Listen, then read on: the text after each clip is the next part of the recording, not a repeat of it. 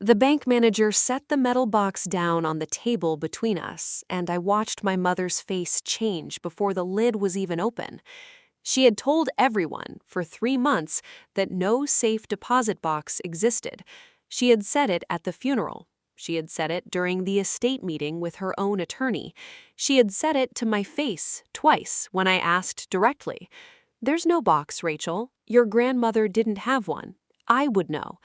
But I had a key, a small brass key, wrapped in a handkerchief hidden inside the spine of my grandmother's worn leather Bible, exactly where she told me 20 years earlier on a summer afternoon when I was 11 years old and she was teaching me to braid her hair. She had said it almost like a joke back then.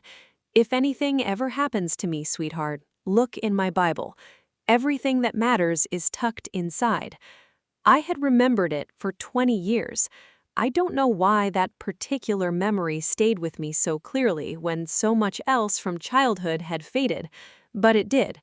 And 3 weeks after my grandmother passed, sitting alone in her empty house, sorting through boxes my parents hadn't gotten to yet, I found that Bible on her nightstand, and I remembered. I am Rachel Foster.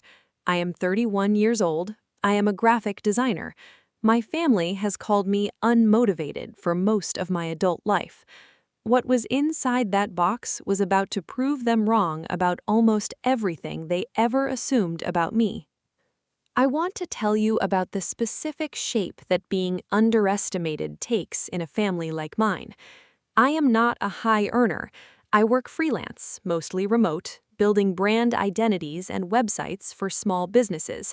Some months are good, some months are tight. I don't own a house, I don't have a corporate title. I have never once shown up to a family gathering with news that made my parents light up the way they lit up for my brother's promotions or my cousin's law degree. My mother has a specific tone she uses when she talks about my career. Gentle, slightly pitying. Rachel does the graphic design thing. She tells people, the way you might describe a hobby that hasn't quite developed into a real job yet, even though I've been doing this professionally for 9 years and supporting myself entirely on my own. The word my family used for me, not always out loud but always somewhere underneath the surface, was unmotivated, as if freelance work were a symptom of laziness rather than a deliberate choice, as if the absence of a corner office meant the absence of discipline. My grandmother never once used that word about me. She was the only person who asked to actually see my work. She kept printouts of logos I designed in a folder in her kitchen drawer. She told people at her church that her granddaughter was an artist, and she said it with more pride in her voice than I ever heard from either of my parents about anything I'd done. She saw me clearly. That mattered more than I think I understood until after she was gone. My grandmother's name was Dorothy. She was 84 when she passed, sharp until nearly the very end, the kind of woman who remembered everyone's birthday without writing it down and could tell you exactly which storm had damaged the roof of whichever house she happened to be discussing. Her and her grandfather had built a modest but genuinely comfortable life, a primary home, a small beach cottage on the coast, inherited from her own mother, that the family used every summer for as long as I could remember, some savings, some jewelry that had been passed down for 3 generations. My grandfather passed when I was 19. After that, my grandmother lived alone in her house, fiercely independent, managing her own finances and her own affairs well into her 80s. I was close with her in a way that neither of my siblings ever fully understood, or frankly, ever tried to replicate. I visited every other weekend. I brought my laptop and worked from her kitchen table some days, just to keep her company while she pluttered around the house. We talked for hours. She told me stories about her childhood, about my grandfather, about decisions she'd made over the decades that she was proud of, and a few she wasn't. My older brother, Tyler, visited occasionally, mostly around holidays, mostly when it was convenient. My younger sister, Brianna, called more often than she visited, which is its own kind of relationship, I suppose. My parents, my mother is Dorothy's daughter, visited regularly too, but I noticed over the final 2 years of my grandmother's life a shift in the nature of those visits. They became less about spending time with her and more about asking questions about her finances, about what she intended to do with the beach house, about whether she'd thought about simplifying things as she got older. My grandmother mentioned this to me once, almost in passing, sitting on her porch on a Sunday afternoon about 8 months before she passed. She said, "Your mother keeps asking about the house and the box, Rachel. I don't like how she asks." I asked her what she meant by the box. She smiled and changed the subject, the way she sometimes did when she wanted to protect me from something before she was ready to explain it. She passed 6 months later, peacefully, in her sleep, in the house she had lived in for 51 years. At the funeral, my mother stood up and spoke about her own mother's generosity, her own mother's wisdom, her own mother's love for family. It was a beautiful speech. I believed every word of it in the moment. What I did not know, standing in that church, was that my mother had already met with an estate attorney the week before the funeral, and had already begun the process of having my grandmother's estate distributed according to a will that conveniently left no mention of a safe deposit box, despite the fact that my grandmother had, for years, told multiple people in the family that she kept her most important documents and a portion of her jewelry somewhere safe, separate from the house. 3 weeks after the funeral, I asked my mother directly, "Did Grandma have a safe deposit box?" She said, "No, sweetheart. I would know. I handled all her banking." Something about the way she said it, the slight, too quick certainty of it, stayed with me. I went to my grandmother's house that weekend to help sort through her belongings.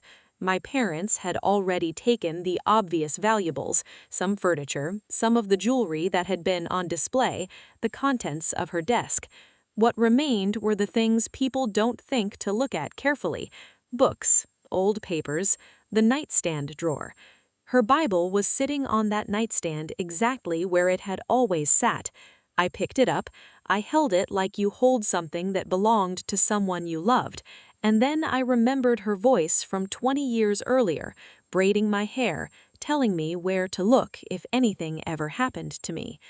I opened the spine carefully. Inside, wrapped in a small embroidered handkerchief, was a brass key. It had a number etched into it, 247, and a small paper tag tied with string in my grandmother's handwriting. "For Rachel, you'll know when." I sat on the edge of my grandmother's bed for almost 20 minutes before I could move. I knew immediately what this meant. My mother had told me, twice, clearly, without hesitation, that no safe deposit box existed, and here I was, holding a key with a box number etched in the metal and a note addressed specifically to me. I did not call my mother that night. I want to explain why, because I think it's an important part of this story. If I called her and told her what I'd found, I would be giving her time to figure out which bank, time to contact the box jointly if her name happened to be on it too, and possibly empty it before I could establish my legal right to be present. I didn't know yet whether my name was on that box. I didn't know what was inside, but I knew enough from the way my grandmother hid the key, from the note addressed specifically to me, from the strange, too quick certainty in my mother's denial, that I needed to move carefully and quietly before I moved. I called an estate attorney the next morning. Her name was Patricia Nguyen, and she had handled a handful of contested estate matters before. I explained everything: the key, the number, the note, my mother's denial, my grandmother's comment about the box 8 months before she died. Patricia explained the legal landscape clearly. If my grandmother had a safe deposit box in her sole name, it would be part of her estate and subject to the will, but the contents would still need to be inventoried and accounted for properly during probate, regardless of what the will did or didn't mention. If my name had been added to the box as a co-signer at any point, which sometimes happens when an elderly person wants someone specific to have access, that would be a separate and significant legal fact. She recommended we identify the bank first through records before approaching anyone in my family. It took 11 days of careful, methodical work, checking old bank statements I found in my grandmother's desk, cross-referencing a small annual fee that appeared on one particular account every year, a fee I now recognized as a safe deposit box rental charge. We found the bank. Patricia contacted them directly, identified herself as legal counsel involved in the estate, and requested confirmation of the box and the authorized signers on file. The response came back within 3 days. My grandmother had added me, Rachel Foster, as a co-signer on box 247 14 months before she passed. My mother's name was not on the box at all. Patricia explained what this meant in practical terms. As a co-signer with full access rights, I was legally entitled to access the box at any time, independent of the probate process, independent of my mother's wishes, and independent of whatever the will did or didn't say about its existence. But Patricia recommended something more deliberate than simply walking into the bank alone. She suggested we schedule the box opening formally, with her present as legal counsel, and that we notify my mother and the estate's attorney in advance, not to ask permission, but to ensure complete transparency and an unimpeachable record of exactly what was found and when. I agreed. I wanted this done correctly. I did not want anyone to be able to claim later that something had been altered or removed before it could be properly documented. Patricia sent formal written notice to my mother's estate attorney, informing them that a safe deposit box existed at the bank in question, that Rachel Foster was the authorized co-signer, and that an opening had been scheduled for the following Tuesday at 10 in the morning, with both parties invited to be present. My mother called me within an hour of receiving that notice. She said, "Rachel, what is this? There's no box." I told her, calmly, that there was, and that I had the bank's written confirmation of my authorization to access it, and that I would see her Tuesday morning if she chose to come. There was a long pause on the line. Then she said, "You don't understand what you're about to do to this family." I told her I understood completely. I told her I had spent 31 years being the one this family didn't think was paying attention. I was done not paying attention. My mother came to the bank on Tuesday morning. So did my father and the estate attorney they had retained, a man named Gregory Vance, who clearly came prepared to challenge whatever we found. The bank manager led us to a private room. Patricia was beside me. The box was brought in, set on the table, and the manager confirmed for the record that I was the verified co-signer with full legal access. I opened it. Inside was an original deed to the beach cottage, the one we had used every summer of my childhood, titled solely in my grandmother's name, with a separate signed transfer document naming me as the sole intended recipient upon her death, dated 14 months earlier. Beneath that were bonds, government savings bonds, accumulated over decades, with a total face value of just over $500,000. Beneath the bonds was a jewelry case containing several pieces I recognized from old photographs, pieces my grandmother had told family members for years had been lost or sold. And at the bottom of the box was a sealed envelope with my name written on the front in my grandmother's handwriting. I read it there, in that room, in front of everyone. She wrote that she had watched the way the family treated me for years, the dismissiveness, the casual cruelty disguised as concern, the assumption that because my path looked different, it mattered less. She wrote that she had watched me build an actual career, sustain myself, show up for her consistently and without being asked, and ask for nothing in return. She wrote that she had decided 14 months before she died that the things she valued most, the cottage where her own happiest memories lived, the savings she had built carefully over a lifetime, belonged with the person who had shown her real, consistent love without once asking what she'd get for it.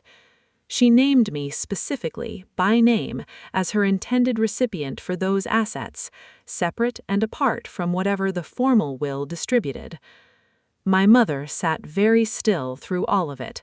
When I finished reading, she said quietly, "I didn't know any of that was in there." Gregory Vance asked to review the transfer documents. Patricia provided copies. He went quiet for a long moment, studying the signatures and dates. Then he said, "These are valid. There's nothing to contest here." My mother did not argue. I think in that moment she understood that whatever she had told herself about why this box didn't need to be found, it was over now, in front of witnesses, in front of an attorney she herself had hired. The legal transfer of the assets took several months to complete, but ultimately everything Patricia and I had documented held up exactly as written. The beach cottage transferred to me. The bonds, once matured and processed, came to just over $520,000, including accrued interest. The jewelry was returned to me piece by piece, catalogued and verified against my grandmother's own handwritten inventory, which we found later, folded inside the same envelope. My parents did pursue a brief challenge through Gregory Vance, arguing that the assets should be considered part of the broader estate and divided among all 3 grandchildren. The court reviewed the transfer documents, the co-signer authorization, and my grandmother's letter, and ruled that her clearly documented intent, created while she had full legal capacity, properly executed, and consistently witnessed by the bank's own records, controlled the distribution. The challenge failed. My relationship with my parents has not recovered in the way I once might have hoped. We speak occasionally, at holidays. The conversations are careful, surface level, the kind you have with people you no longer fully trust but haven't decided to fully release either. My siblings reacted differently. Tyler was upset briefly, then quiet about it entirely. Brianna called me about a month later and said something I didn't expect. She said she always thought I was the closest one to Grandma, and that some part of her wasn't stung, even if it stung. I kept the beach cottage. I spend most summers there now, the way my family always had, except now I'm the one who decides who gets invited. I framed my grandmother's letter. It hangs in the cottage near the kitchen window that looks out over the water she loved. I read it sometimes on quiet mornings when I need reminding that being underestimated by people who never really looked closely was never actually a verdict on who I am. It was just a measure of how little they were paying attention. If Rachel's story reminded you that the people who truly see you are not the loudest voices in the room, sometimes they're the quiet ones who watch from the porch and leave you a key when it matters most, hit the like button. For Dorothy, for every grandmother who paid closer attention than anyone gave her credit for. Before you go, I want to ask you something. Has anyone in your family ever underestimated you because your path looked different from what they expected? Type yes in the comments if you've ever been called the unmotivated one, the unfocused one, the one who still hasn't figured it out. I want to know how many of us are out here. And wherever you're watching from tonight, drop your city and the local time. I love knowing exactly how far this reaches. If this story is for someone you know, someone quietly doing real work that their family doesn't fully respect yet, share it with them. Sometimes the people who matter most have already seen exactly who you are. You just haven't found the proof yet. I'll see you in the next story. The lounge is always open.